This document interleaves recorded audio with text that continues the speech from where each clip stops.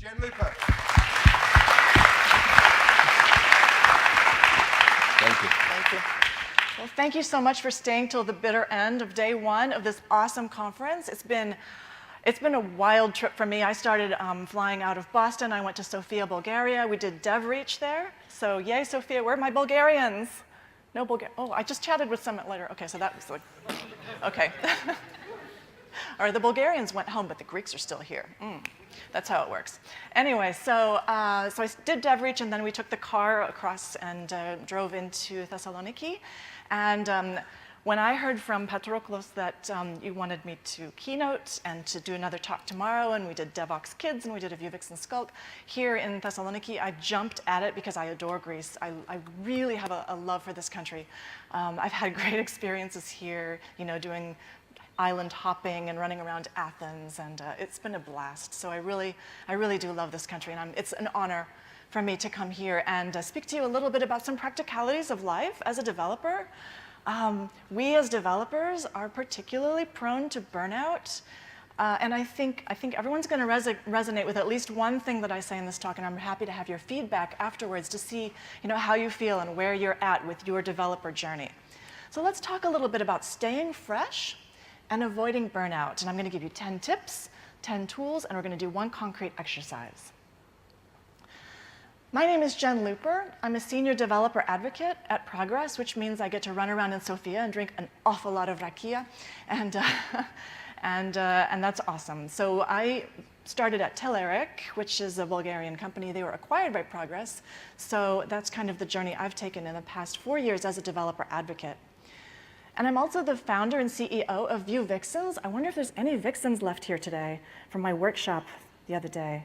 So maybe I see you back there, hello.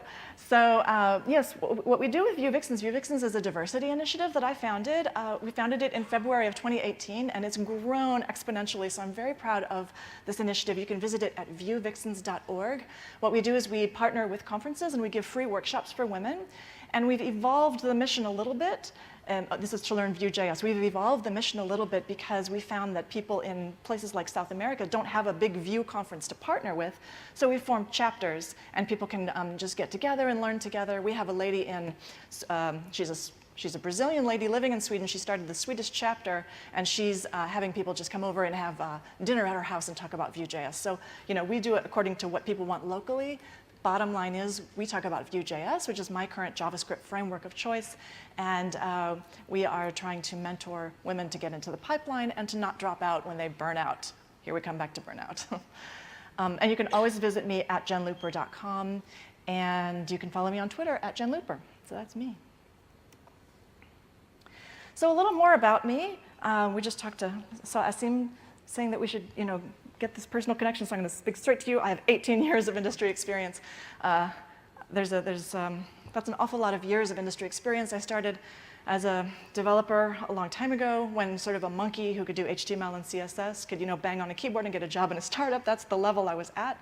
I ended just progressively working my way up and discovering what I liked, what I was good at, what I wasn't good at, and figuring out that eventually maybe I should move from developer, from individual contributor roles into developer advocacy, which has been a dream for the past 4 years, and I really love it. It's been a great career choice. But I wasn't always a developer. I started actually since I was 16, and I went to France, and I fell in love with France, and I had a religious experience in Chartres Cathedral, and I decided I'm going to major in French. I'm going to be a French teacher. So I have a doctorate in French. It's actually very specifically in medieval French. So if you have any questions for me about the 13th century prose romance novel, I'm happy to try to remember and answer those questions. And of course, you come out of such a doctorate and you realize, oh Lord, there are no jobs in the US for the 13th century specialist. And so you start looking around. And luckily, very luckily for me, at the end of that point of getting my doctorate, and starting to look at the situation with tech. It was kind of the tail end of the dot-com boom in Boston, so I kind of jumped into retraining with Macromedia University and jumped onto the Adobe stack. I thought I would do, graphic design or some such. Turns out I kind of suck at that, so you sort of discover as you go what you're good at. And I'm so privileged and so lucky to have had the opportunity to have taken these steps and move along in my career. So one doctorate, one career switch, just one husband at the moment, and long time though. So I have 2 kids. My 2 kids are in college, so now I can really run around and visit all these awesome conferences. So that's really, really fun. And to prepare for this talk, I took a look at my resume because I kind of have forgotten, but I worked in a total of 7 companies after the career switch. And then I started this one foundation, viewvixens.org. So that's sort of in a nutshell. As you can tell, it's been a roller coaster ride, especially that career switch. That was just a laugh riot because you realize, you have a doctorate and you're like one of the world's specialists in X, and you don't know HTML. So it's just learning from ground zero. You put your pride in your pocket and you just start learning and just do it, like we say in the Nike commercials. And like I also like to say, it's all fun and games until you wind up crying in your cubicle. And this happened to me, actually.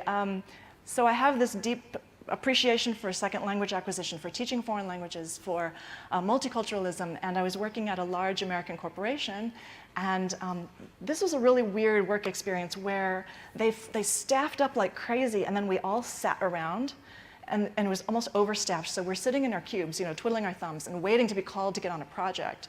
So some of us got aggressive and we started asking, trying to find a team where we could, do something for God's sake. And I was passed up for somebody else more senior than me who got onto this localization project that I really wanted to do. I'm like, this is awesome. I can do cold fusion. Which we were doing at the time. Everybody's like, ugh. Anyway, at the time it was awesome and it paid the bills for a long time. So I could do this tech stack and we could do localization and I can help with all the second language stuff because I really, really love this stuff. Well, I was passed up for that opportunity. And the girl behind me was the one who got that onto that team, and she was and I could hear all her meetings. And I was just like grinding my teeth. I was so upset, I was so angry. You can still see it like really triggers me. And so yeah, I'm crying in my cubicle, crying in the ladies' room. Gentlemen, there's a lot of stuff that goes on in the ladies' room, and that's one of them. So yeah, it's all fun and games until you're crying in your cubicle. If you're crying in your cubicle, you need to do a check-in. And I think you need to start thinking about how are you feeling? How are you really feeling? Deep inside. Think about the things that are triggering you in your day-to-day, in the month and in the year, and start borrowing some nice motifs, some nice advice from way back in the day. I think all of you know this, the Delphic oracles. So I started to dig into, to prepare for this talk, I started to dig into the aphorisms, the Delphic aphorisms. There's a whole bunch of them, and they're all really good, and it's really worth taking a look at all of them. The most famous one, of course, is know thyself, right? Socrates expounded upon this by saying that the unexamined life is not a life worth living. I'm sure you all know this, but this is absolutely pertinent to us as developers nowadays. Know thyself, know what you want, know what makes you, God bless, what makes you upset, what makes you angry, what makes you happy, and the kind of people that you can surround yourself with to kind of bring yourself up to that next level. Know yourself. Check in with yourself every day and see if you might have any signs of burnout. So what are some signs of burnout? Inability to relax, inability to relax in the evening. Do you have headaches, backaches, physical pain? I mean, not just from sitting and working hard, but just that heaviness that comes with having a mind that's not at ease, an unquiet mind. Do you have a bad attitude at work? Do you have cynicism? Are you constantly critical of other people? I was traveling so much in October that I did have a nasty episode with one of my colleagues and just basically snapped the poor guy's head off. And I really regret this, but it was a sign of burnout, and it is a sign that I needed to check in with myself and tell myself, you're traveling too much. You need to go home and go to bed. It's something that you need to watch out for. Do you find yourself with any kind of dependency on external stimulants, alcohol? I always say that the fastest track to alcohol is DevRel. Alcoholism is DevRel. It is a big, big part of what we do. When I was hired at Telerik, they're like, okay, your job is you've got your credit card, now you get to take people out for drinkies. And I'm like, yes, drinkies. Watch it with the drinkies. Be careful. Be careful with all that stuff. Do you find yourself really anxious? Worried a lot? Do you feel exhaustion and demotivation at work? If so, you might be experiencing a burnout moment in your life, and it's something just to watch for. Remember, know yourself. Check in. Are you feeling any of these things, or do you think you're getting close to burnout? Let's just think about it for a second. So there's a couple of things that can lead directly, like do not stop, go, do not collect $100. Two things that will lead right to burnout, and one of them, of course, is imposter syndrome. I think everyone in this room has probably experienced imposter syndrome one time or another, right? And a definition of imposter syndrome, other than the cute kitty and the bunny, is that when you're given a task, you immediately experience this anxiety and self-doubt and this worry that you're not the right fit, you're not the right person, you're not good enough, you don't have the experience, And then you tend to over-prepare or procrastinate, and that leads to this kind of imposter syndrome, and is a vicious circle that you can get yourself into. And it's quite a difficult challenge to get yourself out of such a loop. And you have to really work on yourself to try to get yourself out of imposter syndrome. And just remember that sometimes it'll come back and hit you hard, and that's okay. It happens to everyone. And another one that I think people experience, I had never heard of this until my friend Diana brought it up. She talks a lot about imposter syndrome, but real developer syndrome. So this is the idea that you have to be on it all the time. You have to be on point all the time. You have to be on your computer from 6 in the morning until midnight. Otherwise, you're just not a real developer. And this is dreadful. And I plead guilty on this one because I'm the French major, and not only I have some severe imposter syndrome, but yeah, the real developer syndrome hits hard because you're trying to catch up all the time. So these kind of go hand in hand. And I wonder, not asking for a show of hands, but I just look at yourself and see if maybe you fit into one or both of these categories. And it's okay. But I just want to mention before I go any further that I'm not the Delphic Oracle. I'm not that gal. I'm not a therapist. I don't have a degree in therapy. And I just want to encourage you that if you feel any of these problems kind of hitting you really hard, to seek professional help. It is absolutely okay. It's absolutely okay to go and talk to someone, talk to a friend. Maybe they can refer you to a therapist. That's totally okay. In American corporations, we have, I think it's called EAP. It's some psychologists that are available for calls. Maybe some companies in Europe do this, I don't know, but it's a nice thing. Once I got hit by a tax audit and I just called my EAP professional and they recommended the tax guy that I still use. These kind of helpful things that even your companies can help you with. So seek professional help if you need it. But what I want to do today is give you a couple of tips from a tech professional, from someone who's been in the trenches for an awful long time, doing crazy things like Flash, Flex, and Cold Fusion, and JavaScript. And just talk about some things that work for me personally and maybe might work or help you or inspire you to kind of move past your burnout. And the first one is to be green. So my friend actually recommended this as my first slide because it's a very simple thing that you can do, but you can bring plants into your cube or into your home if you're working from home. And not only will your air be purified a little bit by these plants, especially spider plants, but you'll just be able to move your eyes away from your screen and onto this green thing, and it'll just make you feel a little bit better. Very useful little tiny change that you can make to your environment. I love the offices where they let those plants that trail all over the place, they grow all over the place. It looks like a jungle in there. That's an awesome office to try to emulate. Another tip is to work out. I'm wondering how many people work out every day here. How many people work out every day? Every other day? Every other day? I'm kind of there. So this is actually my gym. These are my pals. I do kickboxing. So the lady in the middle with a really awesome body is Jane, and she's my trainer, and she is awesome. So we like to tease her and say that you could bounce a dime off her buns because they're so tight, So we like to harass her. She's very, very kind, Irish lady. But yeah, just it's really important to keep your physical fitness up. Otherwise, it's extremely tempting to just sit around all day. You hunch, you can gain weight because you're not eating healthy, and you're just like, it's going to take several years off of your life if you allow yourself to get too physically unfit. So I recommend working out, and some people use things like running just to kind of decompress. I mean, I get a lot of good thinking done in the shower, but my friend actually does a lot of running, and he gets his ideas while jogging. So this is something, any kind of rhythmic activity like that. Also, the Peloton app is awesome if you want to do spinning. So lots of ideas on just getting physically active. Tip number 3, find hobbies. So I like this because I actually met my husband in the MIT Ballroom Dance Club, so there is hope, right? That was fun. And you can kind of really expand your horizon by finding that a really weird and awesome hobby. I know so many guys who do woodworking. They really love it, and it really gets their creative juices flowing, and then they're a better programmer when they get back to the computer. But just get away from those screens and find something external that you can do. This is a really cool thing. I like dancing, any kind of dancing, actually. If anybody wants to go dancing tonight, let me know. So I have the shoes, so. All right. They wouldn't take me to a Chauga club in Bulgaria. They said it was not good. And anyway, it starts at 2, and that's like way past my bedtime, so. This picture is tip number 4, I think. We are talking about finding your squad. We can become very isolated as developers. I work remotely from home, so I'm always in my office. My commute is my kitchen to my office to, it's actually not that great. You have to watch that because you'll hit the refrigerator way too often.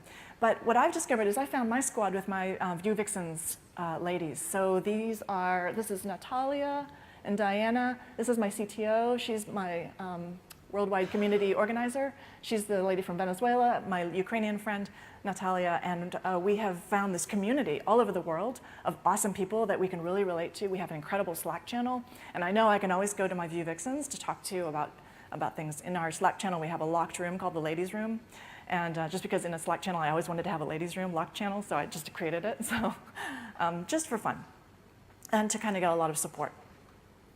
So find your squad, find your friends, find the people that make you better. And then try taking care of something or someone else, whether it's a kid, or I have little neighbor girls across the street who love to come and play because I'm their cool auntie and I have all the toys that my kids played with, so they come and play with boxes of cool toys. But I like this because it illustrates that if you have a pet, that pet's going to take care of you to a certain extent more than you take care of the pet. So my cat likes to jump up and disturb conference calls. This is on Twitter. She's NativeScript cat, so you cannot follow her. She's on Instagram as well. You have to curate your pet's social media. This is very important. So take care of something else, even if it's a little spider plant, or a spider. But the nice puppies and kitties, always helpful. And for the love of God, please get off social media once in a while. I wish I could get off more. I'm trying to disengage from Facebook. I'm on Twitter a lot, but there's an awful lot of stuff. Google+, seriously. Pinterest, This is such a toxic environment, especially in the US now, because I think what happens is you get onto Twitter and you say one word, and the algorithms will kind of cluster, kind of pile on, and you get a lot more than, if you say one negative thing, a whole bunch more negativity will come back. I think that's the way the algorithms are working. That's the way I see it working. Get off that stuff. My Korean vacation was ruined because I checked my Twitter account and somebody had launched a product that was in direct competition with something we were working on, and I was ooh. Even in China, there was a wormhole and I could get on all these things, doggone it, So please, take a vacation if you can from social media. And then this is one of my favorites because you can create something. I love to crochet. These little guys are knitted and they're really cute. But making something with your hands is extremely therapeutic, even if it's macrame, crochet. I know a lot of men who are starting to get into knitting because in a way it's sort of algorithmical, especially with the patterns that you can do. It's totally okay. A lot of conferences are starting to have textile art corners where people are over there doing crochet and knitting. It's really, really fun. And it allows your one side of your brain to kind of rest and the other to get more active. So I really encourage, making cool things with your hands.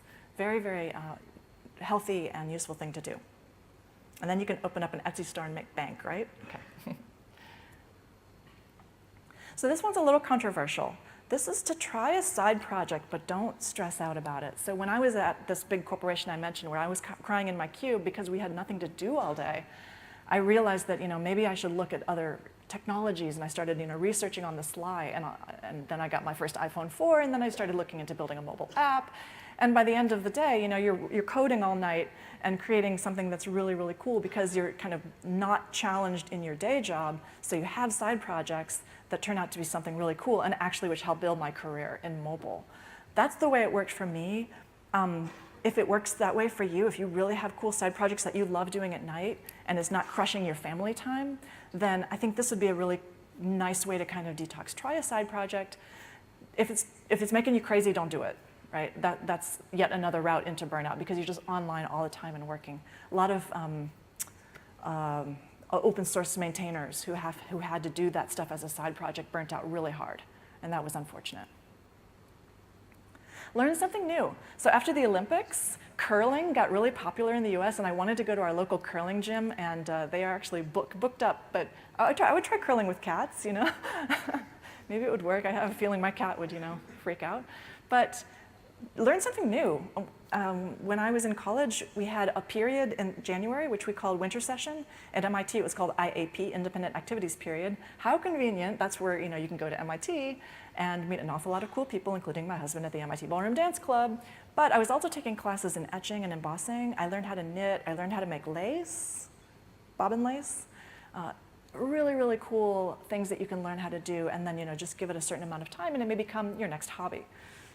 Curling cats, absolutely. And this is the last one, embrace the arts. I think a lot of us do. And I think that it's not well known that a lot of developers are amazing artists. There's so many good musicians. Who are my musicians here? A lot of musicians. Not so many. Oh, interesting. In the US, like everybody is banging on a drum kit in the evening. It's really something else. I have a feeling that there's a correlation between really being a really good programmer and being an excellent musician. I have yet to test this theory, to prove this theory, but I feel like there's a lot of great art that can be created within the development community. So this is absolutely a healthy thing you can try to embrace the arts. Okay, now I'm going to move to giving you 10 tools that you can use to try to decompress a little bit as you move forward, now that we have some strategies in mind. Now, Silicon Valley loves to say that, you know, let's just throw an app at this and it'll fix everything, right? It's like the Mojifier. It's going to fix everything, right? It rarely fixes anything, and half of the time it does more harm than good. But here are some tech helps that we as developers can kind of embrace because we have all these tools and we're kind of interested in these sort of things that might work for you. The first one is meditation apps. How many people use meditation apps? Just wondering.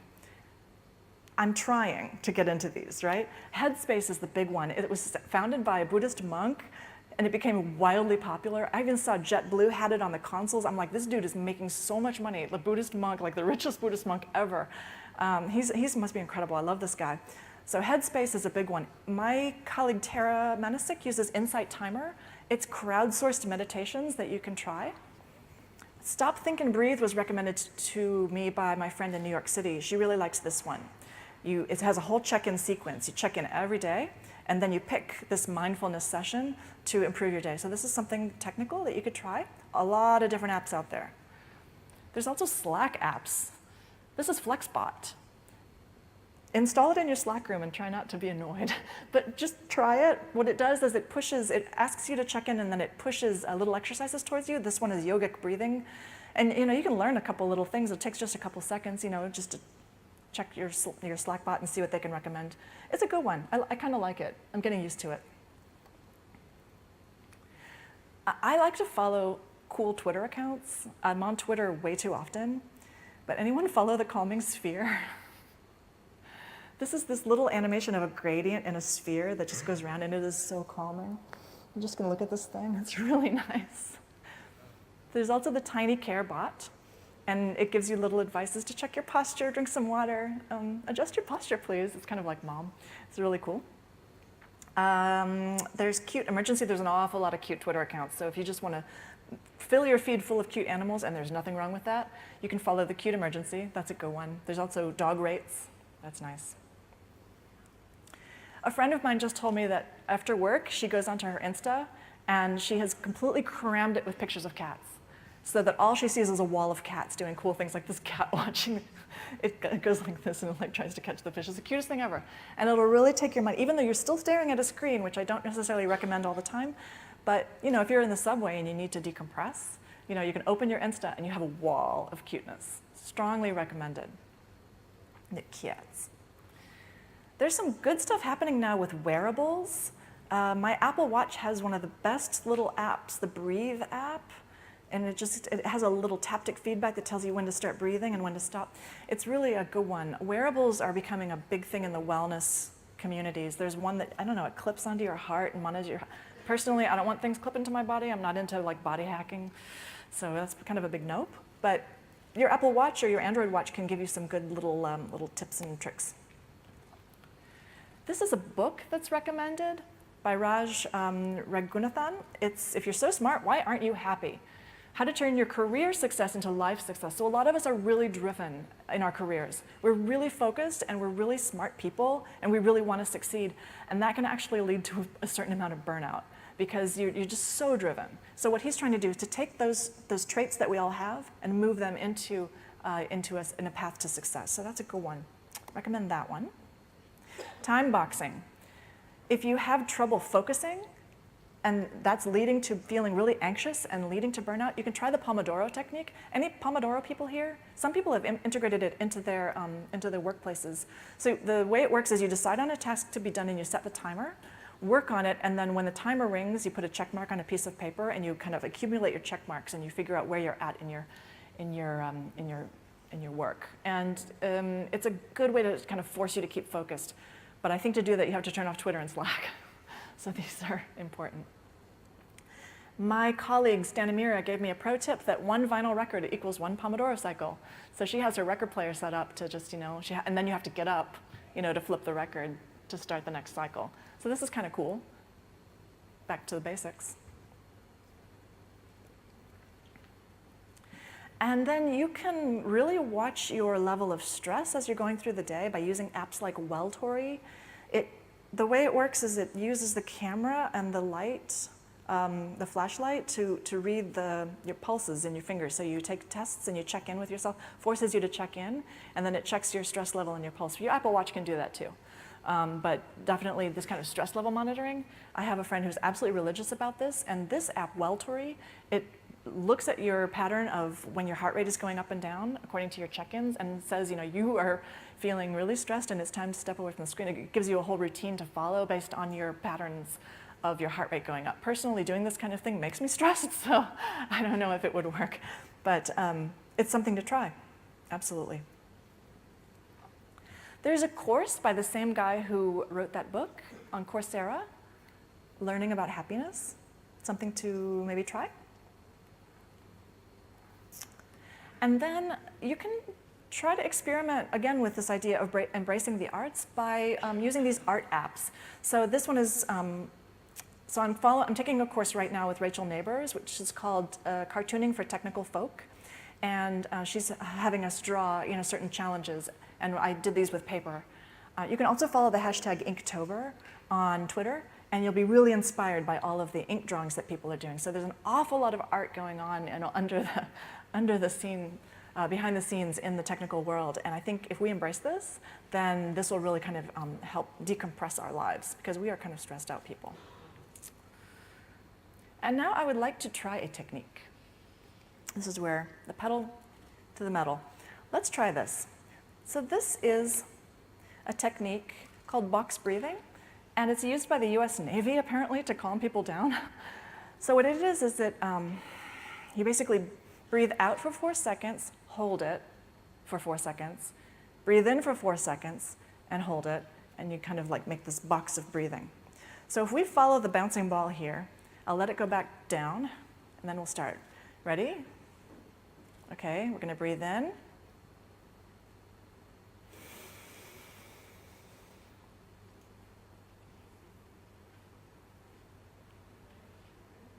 And out. One more time.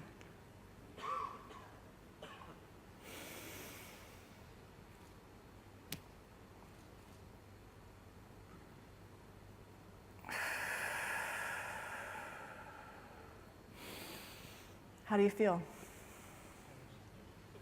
Lightheaded? Don't faint. But this kind of exercise actually opens up your chest and helps you with what we used to call in yoga, the heart chakra is open and engaged and kind of fired. So it will help you calm down. If you're in one of those staff meetings that goes on forever, and you really feel stressed out, try some box breathing. Now you know how. So But most importantly, more important than any app, more important than any other little technical help or weird clip-ons or wearables or box breathing, is to know thyself. Know what makes you tick, know what makes you successful, know the people that make you feel happy, know what makes you happy, know what makes you feel unhappy, and make changes if you can. That's what I had to say to you today, and I hope that you had a great conference for day one, and I'll see you tomorrow.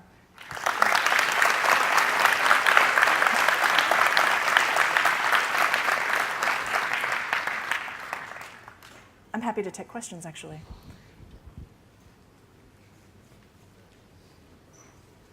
Questions? No, I think you've relaxed them too much. They're just concentrating on breathing. You got a question? Yeah. Has some really great advice there, Jen. Thanks a lot for that. you. Which of those would you say has helped you the most? Of the tips and tricks? Yeah. I think for me, embracing the arts, and especially drawing. I'm trying to become, I used to really enjoy drawing a lot, and I used to be pretty decent at it. And I'm trying to get back to the level where I was at, but it's a question of time, and I wish I had more time and more mental focus to make this awesome, but that and also the music, embracing music. So for me, for sure, yeah.